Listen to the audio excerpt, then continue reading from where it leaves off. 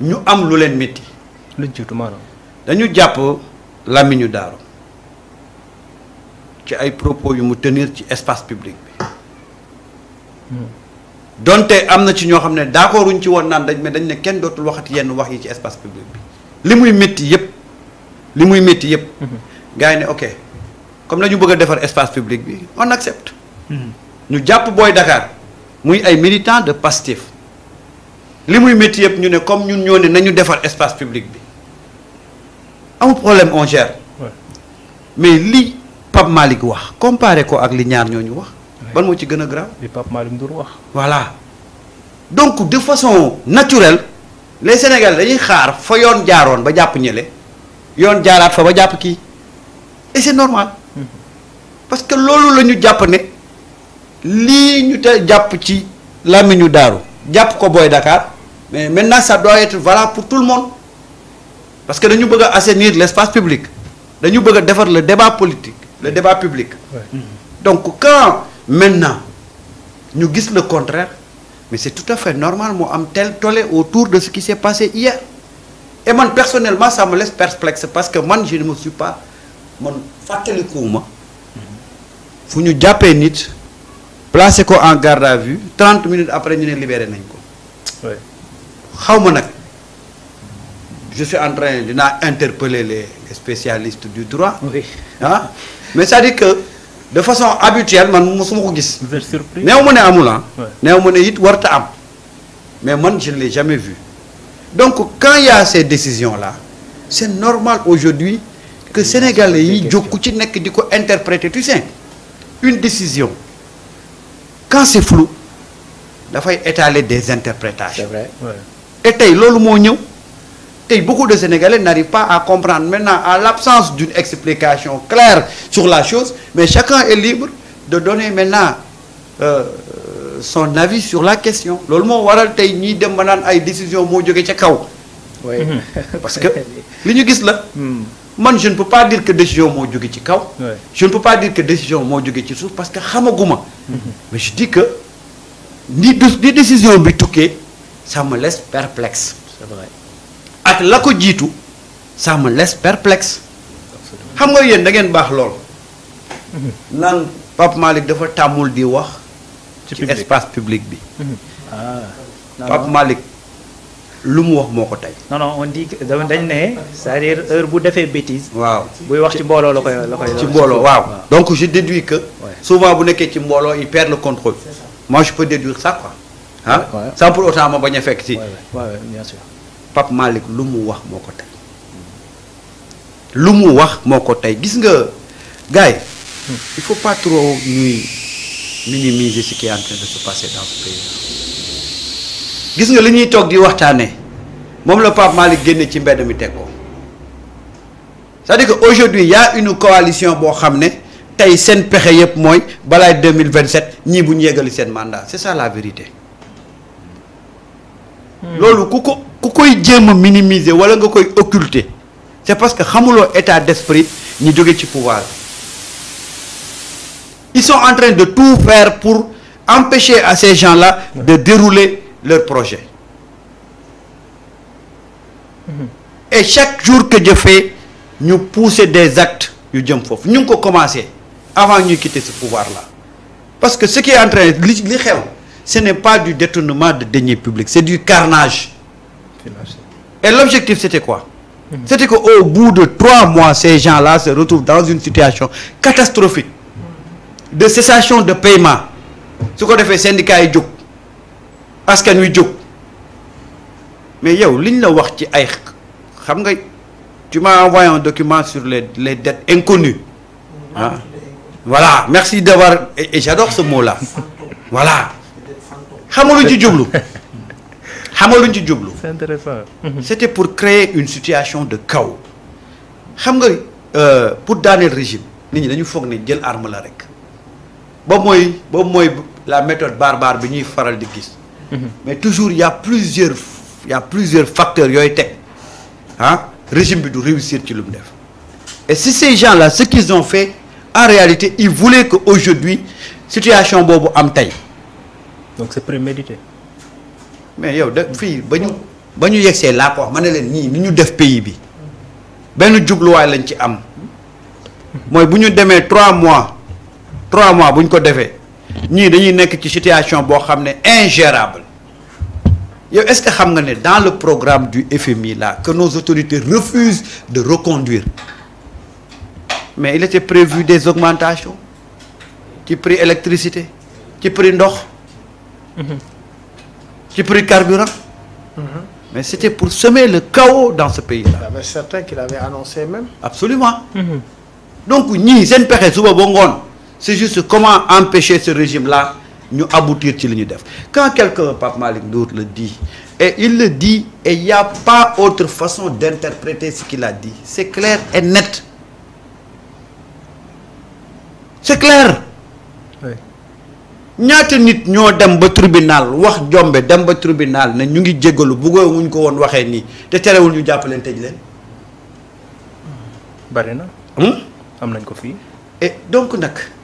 quel que soit lu mu wax ca kanamu yoon ñun la ñu xam mooy nit baalu na fi nit jéggalu na fi te terewul ba mu demee dañ koo tëj et aujourd'hui si on ne voit pas ce cas de figure là il y a moult raisons nga interroger wu ci qu'est-ce qui s'est réellement passé man nag je vais pas déduire quoi que ce soit parce que comme ni ko gars yi waxee xaw ma mais ça me laisse perplexe et le constat général il faut le dire que tey beaucoup de Sénégalais sont frustrés par rapport à ce qui s'est passé. mais Samba dama am lu ma doon laajte tuuti. pour cas bi ñu leeral ko.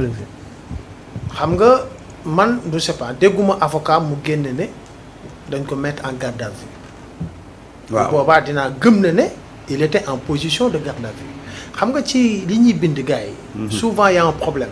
c'est possible da ngay dégg ñu ne dañ ko jële fi muy jullee avec des hommes en tenue dañ ko jël après nga dégg ne homme en civil te man li ma gis moom moo wàcc ci oto àndax avocat am et cetera dugg moo tax ma ne la position de garde à vue est-ce que réellement il y avait une position de garde à vue avérée ça aussi avocat am génn ne dañ ko teg en position de garde à vue 30 minutes encore ñu bàyyi ñu xam nga loolu moo tax ma ne il faut ñu def attention un peu parce que ci li ñuy jot ci information l'information tellement c'est décoloré fa bari jafe-jafe bari changement est-ce que réellement aussi il était en position de garde à vue voilà parce que bu fekkee ne enquêteurs yi xool nañ xool lépp lim leen servir oyof lool bu nekkee en position de garde à vue yaakaar naa ne du ñëwaat ci seeni décision bu fekkee ne aussi ça a été notifié à son avocat bu mu génn wax ko xam nga loolu aussi y a tellement d'amalgame moo tax pour man il faut être très prudent parce que ce qu'on reçoit ci suñu portable yi souvent véracité bi dafay doy waar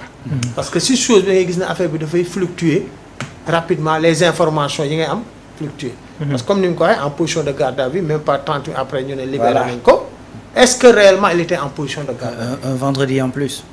surtout un vendredi. c'est ça en réalité li ngay wax ni il faut ñu c'est important mais xam nga capacité de discernement bi nga mën a am ba am ci yenn dispositions yi c'est pas valable pour tout le monde. je suis d'accord parfaitement d'accord moo tax même bu ñu ko bàyyee ñuy wax position de garde à vue bu amee bu amul y a une autorité am na benn responsable ci chaîne boobu ku war a peut-être génn mais au moins mu jox ñu un début de réponse par rapport à ce qui s'est passé. ci li ma gis nee nañ dossier bi def nañ ci dañ ko jébbal procureur pour mu parce que en fait xam nga sànq maa ngi wax ne man j'ai vu une publication dama xamante sànq moom laa doon xool pour gisaat ko c'est-à-dire à la base il y avait une plainte xam nga y a tout à fait il y a 3 plaintes voilà je sais pas maître Tine ou maître oui j'ai vu je connais l'avocat donc après ce qui s'est passé mooy man la publication que j'ai vue hier j'arrive pas à le retrouver dañuy wax ne dañu dindi plainte bi parce que bi ñu convoqué je pense que dañ ko convoqué dans le cadre de cette plainte là plainte boobu la ñu dindi et que procureur s'est autosaisi d'accord parce que du loolu la gay di wax ne moo tax ñu jël dossier bi naa ko ñu ne def jël nañ ko yónnee ko procureur pour que te moom liiraat naa ne moom à partir de lundi dina dem dindi plainte am bi mu def Amadou Ba donc il y a trop d'informations qui fusent de partout est-ce que réellement il était en position de garde à vue su fekkee ne plainte boobu tëb na aussi quelle est l'essence même ñu wax ko foofu. Mais par rapport aux propos en tant que tel la gravité tout le monde l'a mesuré aujourd'hui ce qu'il faut c'est bàyyi justice mu def kuuram mooy que procureur bii war a jël ay décisions comme jébbal nañ ko ñu déglu li muy wax c'est-à-dire que lu dul ña fa nekkoon ci audition bi foofu mënuñu laa wax lu. non c'est ça loolu mooy problème bi yow boo seetloo sax nous on est en train de da ngay xam ni on est dans le flou. c'est ça et puis comme tous les autres Sénégalais également. voilà mais pour man loolu justice moom moo ko andi. parce que tey Pape Malick Ndour kaddu yi mu yëkkati. mais parce que procureur ci jëmmam moom moo waroon autosaisir directement pour interpeller ko ñu wax ci kii bi. donc dans cette logique là. d'analyse et de flux d'information. yi génn. on nous dit quelque part que. Même ces avocats dañu souhaité woon ñu reporter convocation bi ba lundi. ba lundi oui effectivement loolu jot naa ko. xam nga loolu dégg ko. en plus beneen affaire et pourquoi ñu souhaité. mais vendredi le grand. kon ça veut dire que vendredi da ngay week-end fële. kon ça veut dire que ñoom dans leur logique. xam nañ. jàppoon nañ ne kii bu demee war sa génn. mais pas Malick bi mu jógee keroog fële nu mu koy tuddati Colobane. qu'est-ce qu'il a fait point de presse presque. mais bii déggoo ko. moo tax ma ne il faut ñu dem ndànk. bii déggoo ko ci. te la dernière fois dafa génn avec son avocat bañ ne sax dañoo am ndam ñoom. waaw alors que le dossier enquête préliminaire lañ nekk mais bii déggoo ko ni lui ni ses avocats ni personne. moo tax ma ne nañ def attention tout à fait. c'est que doyen nag dafa teg baaraam ci lu am solo. mooy qu'est-ce qui a conduit à ce que actuellement nii c'est-à-dire kenn mënta am xel mu dal ci li war a am après. c'est ça en réalité. C'est ça, moi je suis tout à fait d'accord avec la réaction de la population. Mais c'est normal, c'est une réaction normale. Problématique là quoi. Parce que dafa am précédent. Gis par exemple tey un Bougar, je vais citer son nom qu'il me le passe, mais son cas c'est un cas d'école là. Parce que li mu wax tamit fii ci réew mi am na koo xamante ni elle a dit moins que ça. 1 an la jël 2 ans plus 2 ans dont 1 an ferme. Lui il convoque la Casamance la rébellion et tout ça. nga dem ñu door la benn 1 mois nga génn doxi sa soxla après toogaat ci plateau yi donc après bu ñu emboîter le pas avec situation bu mel nii c'est-à-dire les gens sont dans le noir. waaw loolu mooy indi yenn réaction yi à mon avis mais bon je pense que comme tout le monde on devra attendre fii ak lundi pour mën a xam exactement. donc c'est la justice qui doit en tout cas nous éclairer toutes ces choses parce que tey c'est normal ñu nekk ci dilemme bi yëpp parce que justice taxawul taxawaay bi nga xam ne war na ko ci taxaw au service de la population. Mais je veux dire de le dire. Au service de la population. Mais je veux dire que au-delà de justice bi ni muy doxee wu ko ce qui est important. lu ñu war a retenir en toile de fond. que aujourd'hui le Sénégalais ak fu mu munti féetee ci dëkk bi. mu ngi bàyyi xel mu ngi xool te mu ngi wax lii sañ-sañam en tant que citoyen. Oui. C'est ça qu'il faut saluer. Cette dynamique-là bi am aujourd'hui dans le débat public que les Sénégalais puissent aujourd'hui gis ni justice bi du doxee ñu ne lii ñu def nii tey acte bi c'est pas normal. Guèye dafa am benn wax boo wax sànq man du ma ci mës a d'accord. nañu bàyyi justice mu def liggéeyam dañuy accompagner justice muy def liggéeyam loo xam ne tey na suñu xel ñu ne ko lii ànduñu ci. parce que nag dañu dépasser. waroo wax ci justice dafa war a indépendant terme yooyu c'est le colon moo ñu ko jaayoon c'était pour ñu am benn distance par rapport à l'autorité bu ko defee autorité bi dafay maintenir toujours mitam di mun a exercer ci ki nga xam ne moom mooy population bi donc ci la ñu interdiroon ay yenn termes yi ay waroo wax ci lii ay non lii waroo ci yëngatu léegi nag on a changé un peu de paradigme tey Sénégalais bi nekk Mbadakhoune mook Sénégalais bi nekk Patar dañu am seen mot à dire ci débat politique bi. te gis nga man damay wax ne c'est salutaire.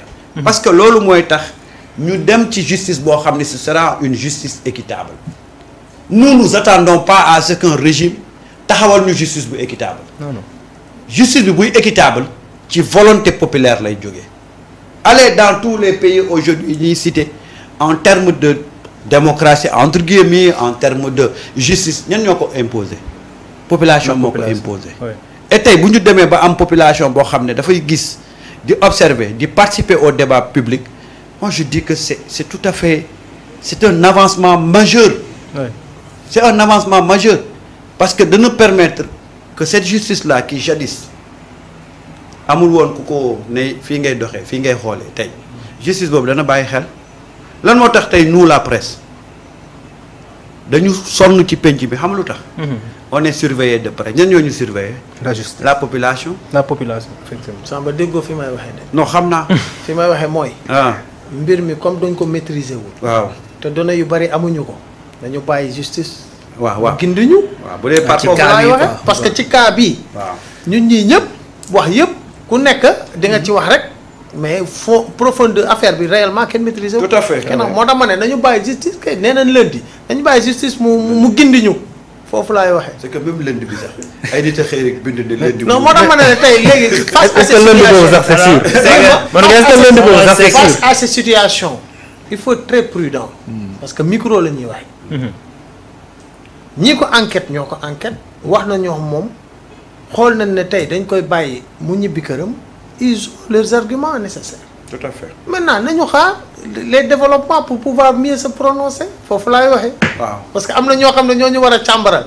ñoo war a ñoo de te gis naa ne bind nañ lépp ne léegi jébbal nañ ko procureur du leen déglu ñoom. non c'est que le problème c'est pas de dire. non la non le justice problème xam nga mooy lan. le la problème justice li mu war a def. mais c'est-à-dire au moins c'est-à-dire- Pape Malick Ndour boo sukkandikoo ci kàddu yi mu wax logiquement dañu wax ni justice dafa waroon a autosaisir. xam nga teg ko yéen daan yi nga xam ne moom moo ci war ba fekk indi article fii. 80 moom daf ko mooy que toujours rek les mêmes effets produisent je sais pas nu ñu koy waxee. les mêmes causes produisent les mêmes effets loolu ngeen fi man loolu ngeen fi bëgg a indi. mooy la alors man jàpp naa ne c'est pas aussi automatique que vous le pensez. C'est pas automatique les dossiers diffèrent les traitements diffèrent les enquêteurs diffèrent les prises de décision diffèrent ñun jàppoon nañ ne tey jii kii buñ ko woowee tey peut-être du génn jàpp loolu lañ jàppoon. mais donc tey kii fayul le PM ci attaque bu ñu ko attaqué mu saaga ñu ko saaga. ñu mais jàpp ñooñu ko ñu jàpp ko sur le champ. xam nga ñooñu dañ doon saaga PM. am ku yëkkati ay kàddu ni dañu war a daaneel état bi fi nekk ñu bàyyi ko toog di ko xaar. t'explique xam nga ñooñu si seen manifestation ay kàddu yu ñaaw la doon teg ci turu PM. am na ñu daara répliquer. le premier ministre. waaw Oui. ñu téye ko. Oui. comprendre fii tamit yow yaa ngi xaar ne ñun ñëpp jàppoon nañ ne kii bu duggee du génn parce que kàddu yi doy na waar mais ndigim ñi ko déglu ñoo mën a ne nañu xaar ñoom ñoo jël décision libéré ko kay jël yëpp jébbal ko procureur mais nañu déglu. la population a son mot à dire. mais la quand même. population aussi il faut rek ñu xaar parce que ñun même on n'arrive pas à déchiffrer réellement Ouais, mais je veux dire. ce qui s'est passé. Non, logiquement ce qui devait se passer. waaw non xam nga mooy li ma wax rek. précédent yi moo indi tey réaction populaire. c'est ça exactement, c'est c'est ça Et- li nga doon xaar moom la ñëpp doon xaar. te mais te lu tax amul. voilà, et c'est très mais loolu nag ñi ñuy gindi nag dañ leen déglu. waaw loolu nag lañ leen bëgg a wax nag ñu def ko. Et c'est trop normal la réaction de la population y compris moi. C'est Cette tout le réaction monde. man ça me reste perplexe. Je veux savoir. Ouais. Tout le Qu'est-ce monde qui veut s'est ça. réellement passé. Je veux savoir. et c'est ça moo tax ma lay wax. Parce que man en tant qu'analyste. c'est ça.